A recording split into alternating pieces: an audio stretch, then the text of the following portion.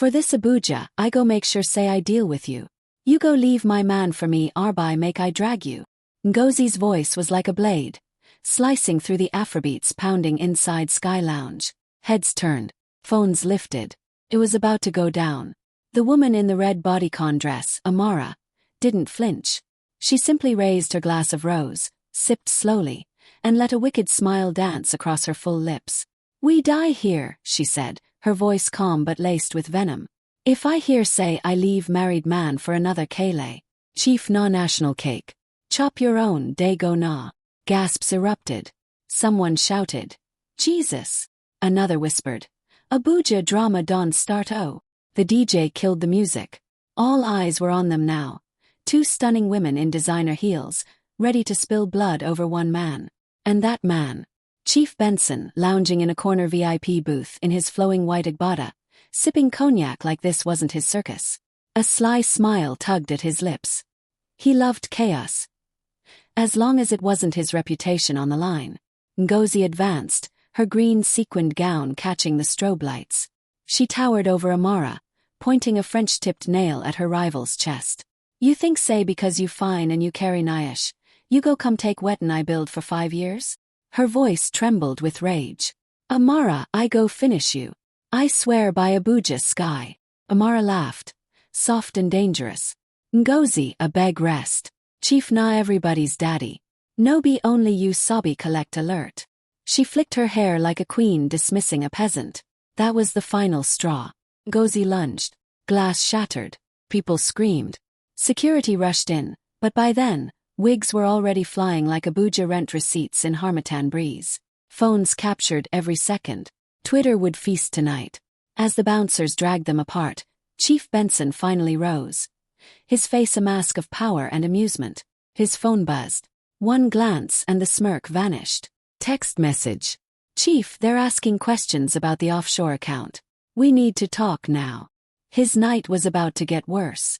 By morning the videos were everywhere. Twitter, TikTok, gossip blogs. Two Abuja babes scatter lounge over one man. Guess who? The comments burned hotter than jollof on fire. Chief Benson don turn national cake for real. See as Slay Queen's Day fight for pension plan.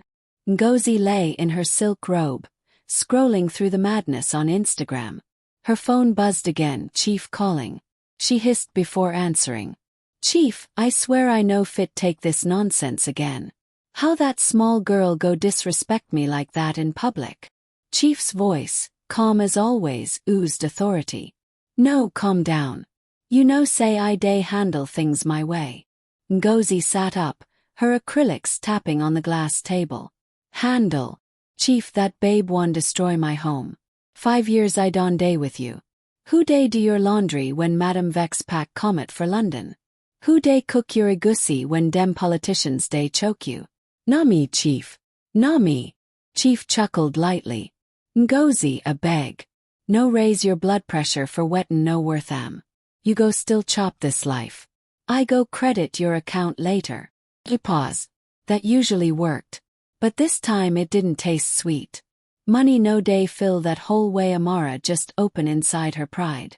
Meanwhile, across town, Amara was stretched on her bed in a minimalist apartment in Jahi. Her phone buzzed like a swarm of bees. DMs from strangers, brands wanting collabs, and of course insults from Ngozi's fan club. She laughed as she scrolled. Drama didn't scare her, she thrived in it. Her best friend Ada paced the room. Amara, this your life go end in premium tears. Ngozi no be small girl. Her boys fit handle you. Amara waved her off. Make she try. I know they fear any woman because of man. Chief na big man, and big men no get one woman. Ada folded her arms. You sure say this chief worth all this walla? Abuja men na danger. Amara smirked, her lashes fluttering. Danger sweet when money day. But deep down, Amara wasn't playing only for bags and Dubai trips. She had a plan, one that involved Chief's darkest secret. A plan that could change everything. Across the city, Chief stood by his Asokoro mansion's glass window, staring at the Abuja skyline as his PA whispered in his ear. Sir, the EFCC matter day hot. We need to lock things down. Chief clenched his jaw. The fight between his women was the least of his worries now. Yet fate had its own plans. And for Amara, a twist was waiting that even her bold heart didn't see coming. Ngozi wasn't the type to lose quietly. By noon she had summoned her girls. 2 thick-skinned socialites who thrived on chaos. The plan was simple. Drag Amara's name through the gutters of Instagram. Make we finish her brand, Ngozi hissed as they sipped champagne in her plush Asakoro living room. She won do influencer ABI. We go make sure her name day everywhere for the wrong reason. Within hours, fake stories flooded the blogs. Amara the husband snatcher. From club hostess to chief side piece. Hashtags trended. Hashtag Abuja drama, hashtag national cake war. Amara saw the posts and almost choked on her smoothie. Her phone was blowing up. Calls from her aunt, old classmates, even her pastor. She laughed bitterly. Ngozi, you think say you sabi game pass me? We go play It a panic. Amara, just leave chief. Before this thing spoil your life. But Amara's eyes glittered. Leave. Babe, na now game sweet. Chief go choose, and when he choose, na me. She didn't know Chief had bigger fires to quench. That morning his political allies warned him. If EFCC touch you, you're finished. He needed to disappear from gossip, but these women were pulling him deeper. Later that evening, Amara dressed in a caramel silk dress and nude heels, ready for a hush-hush dinner Chief arranged in Woods. She was early, so she stopped at the lobby bar to wait. That was when it happened. A tall man brushed past her. Dark-skinned, sharp jawline, black turtleneck paired with sleek trousers. Minimalist, no loud designer logos, yet everything about him screamed quiet money. He paused when her perfume hit him. Their eyes locked, her bold, his calm. "Excuse me," he said, voice smooth like Lagos night rain. "You dropped this." He handed her phone back. She hadn't even realized it slipped. "Thanks," she replied, taking in his subtle smile. "I'm Toby," he said simply. No hype, no pretension. "Amara," she answered, expecting the usual flirty comment. It didn't come. Instead, he nodded and returned to his table, pulling out a laptop like the world wasn't melting around her. Amara found herself staring. Who comes to this kind of upscale restaurant to work? No chain, no noise, just confidence. For the first time that day, Chief wasn't on her mind. Her phone buzzed. "Chief. Come upstairs. Private room." She exhaled, tearing her eyes from Toby. But something in her gut whispered, "This man. He's not like the others." She didn't know it yet, but this random encounter would flip her Abuja script upside down. The meeting with Chief was everything Amara hated. Long, dull, and full of fake promises. He spoke of patience and loyalty like she was his wife-in-waiting, while his eyes scanned his phone for breaking news. She sat across from him, dressed like a dream in silk, but he barely looked up. "Ngozi no fit touch you," he assured, his baritone rolling like thunder. "I dey control this city." Amara smiled faintly, but inside she wanted to scream. Control. The whole of Abuja was laughing at her name right now, and Chief was worried about EFCC, not her dignity. By the time she left the restaurant, her mood was in shambles. She clutched her clutch, heels clicking angrily across the marble floor, when she heard someone behind her. "You looked like you wanted to throw that wine glass at him," a voice said. She turned, and there he was. Obi. He leaned casually against a pillar, laptop bag slung across his shoulder, eyes holding that calm confidence that made her heart skip. "Excuse me," she replied, trying not to smile. "I was at the bar. The way you were glaring. If looks could kill, he'd be gone by now." Amara chuckled despite herself. "You're observant. Engineer's curse," he said, shrugging. "I notice details. Like, you don't look like someone who enjoys playing second fiddle." That stung. She narrowed her eyes. "You don't even know me." He smiled slow and warm. "True. But I know unhappy when I see it." Amara tried to walk away, but his voice followed, low and steady. Don't let someone treat you like you're lucky to be there, when they're the lucky ones. For a second her steps faltered. Nobody had ever spoken to her like that, not even Chief with his sweet-coated lies. She turned slightly. And what makes you think you're different? She asked, folding her arms. Toby didn't flinch. He walked closer, closing the gap just enough for her to catch that clean, woodsy scent. Because, he said softly, I'm not here to compete for attention. I just want to know your real name, not the one Instagram thinks you are. That line melted something inside her. Amara laughed lightly, genuine this time. You're bold. He smiled. Life's too short to waste on small talk. Coffee tomorrow. Her mind screamed no. She had a war to fight with Ngozi, a sugar daddy to manage, and a reputation to protect. But her lips betrayed her. Text me, she said, slipping him her number like it was nothing. But deep down everything had shifted.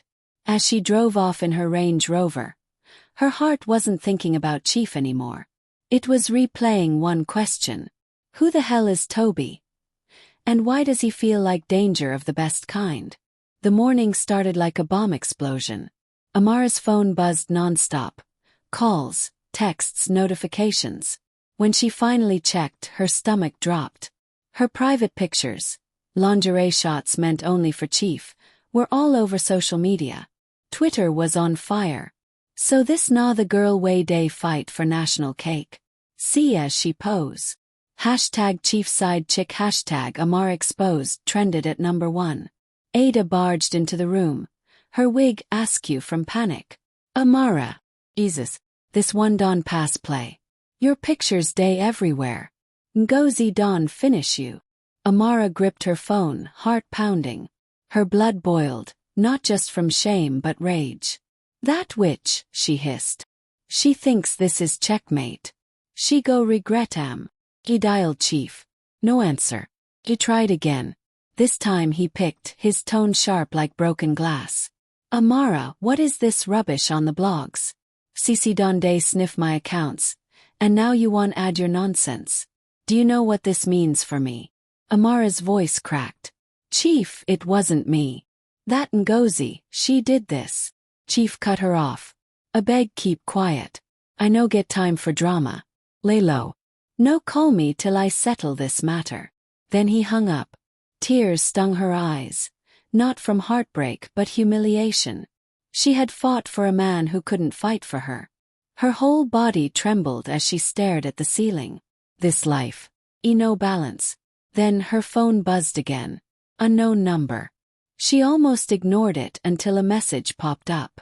If you want to talk or just escape the noise, meet me at Maison Café. Toby.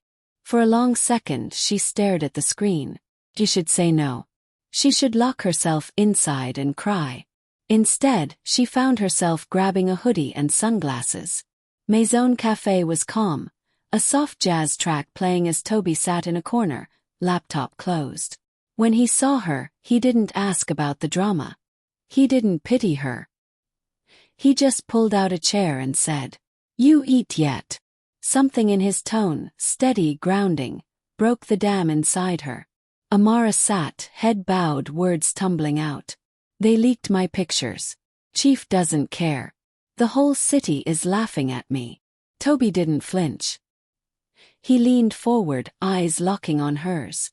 Let them laugh. Abuja has a short memory. 2 weeks from now, they'll move on to the next scandal. But you. He reached for her hand, warm, firm. You get to decide what you want your life to be after this. Her throat tightened. Nobody had ever made her feel seen beyond the glam, beyond the noise. For the first time, she didn't feel like Amara the side chick. She felt human. She whispered, voice trembling. Why do you care? His lips curved in that quiet smile. Because something tells me you're worth more than the headlines. Their eyes held, the air thick with something raw, magnetic. When his thumb brushed her fingers, heat shot up her spine. For a dangerous second, she wanted to lean in, erase the world in one kiss. But she pulled back, heart racing. Toby. I can't. He nodded, calm as ever. Then don't. Not today. Just eat. As she bit into the warm pastry he ordered, she realized something. For the first time in months, her laughter wasn't fake. And Chief suddenly felt like yesterday's mistake. Amara didn't know when it became a routine, texting Toby first thing in the morning, grabbing late-night suya with him after a crazy day, sitting in his car and listening to Asa while Abuja lights blurred past. It was different. With Chief it was always loud. Designer bags, fancy dinners, everyone watching. With Toby it was quiet, soft, real. One evening, they sat on the balcony of his minimalist apartment in Maitama. The view stretched far, city lights glowing like fallen stars. Toby handed her a glass of wine, his fingers brushing hers deliberately this time. The spark was electric. "You're quiet tonight," he said, studying her like she was a code he wanted to break. Amara forced a smile. "Just thinking." "About Chief?" he asked. She shook her head. "About me. About how I let myself become someone I don't even recognize." Toby leaned back, his voice low and warm. "You're not broken, Amara. You just forgot who you were. But I see you. And what I see." He paused, eyes locking on hers. "Is a woman who deserves everything she dreams of. Without begging." Her chest tightened. His words slipped under her skin like a slow burn. She looked away, blinking back something dangerously close to tears. "Toby, you don't even know me." He moved closer, so close she could feel his breath. "Then let me." Silence thickened, charged with a tension that neither of them wanted to break, but both needed to. When his hand cupped her chin, her heart went wild. He didn't rush. His thumb traced her jaw like she was art. "Tell me to stop," he whispered. But Amara couldn't speak. Her lips parted on a shaky breath, and that was all the permission he needed. The kiss started slow, warm, searching like he was memorizing her soul. Then it deepened, pulling every ache, every wound, every secret out of her. Her hands slid up his chest, feeling muscles ripple beneath his shirt. She melted into him, and for a moment the world vanished. The blogs, the scandal, Chief, gone. When they finally broke apart, breathless, she rested her forehead on his. This is crazy," she murmured. Toby smiled, brushing a strand of hair from her face. "Maybe. But so worth it." Her phone buzzed on the table. "Eve." She ignored it. For the first time she didn't care. Chief's fury was volcanic. He paced his Asakoro mansion, Agbada swinging like a war flag. His phone buzzed non-stop, blog headlines screaming his name, EFCC rumors heating up, and now this, Amara ignoring his calls. When he finally got her on the line, his voice was thunder. "Amara, are you mad?" She stayed silent, fingers trembling as she held the phone. Chief didn't stop. "After all I do for you, you go day kiss small boys for Maitama? You think I know get eyes everywhere?" Amara swallowed hard. Her mind screamed to defend herself, but something in her had changed. She was done being owned. "Chief, listen." "No. You listen," he snapped. "If you think I go allow you disgrace me when EFCC day my neck, you know sabi me. I go scatter you. Try me." The line went dead. Her chest heaved as she dropped the phone. Ada burst into the room seconds later, face pale. "Amara, Ngozi just posted another video. She's in a car, screaming your name, swearing she'll end you tonight. Babe, this no be play again." Fear crept up Amara's spine, cold and sharp. Her enemies weren't just dragging her online, they were coming for her. She grabbed her purse and keys, ready to run, when headlights slashed across the compound. A sleek black Range Rover glided in, engine purring like a beast. The door opened, and there he was. "Obi, get in," he said, voice calm but laced with something steel-hard. Amara froze. "Toby, what's happening? People are watching your gate. It's not safe here. Come with me." She didn't argue. Within seconds, they were speeding through Abuja's quiet backroads, the city lights a blur. Her heart thumped, not just from fear, but from the way Toby gripped the wheel, jaw tight, eyes sharp like a man ready for war. "Who told you?" "Amara," he cut in, eyes flicking to hers. "You're not going back there. Ever." Something about his tone, commanding, certain, made her stomach flip. "Why are you doing this?" she whispered.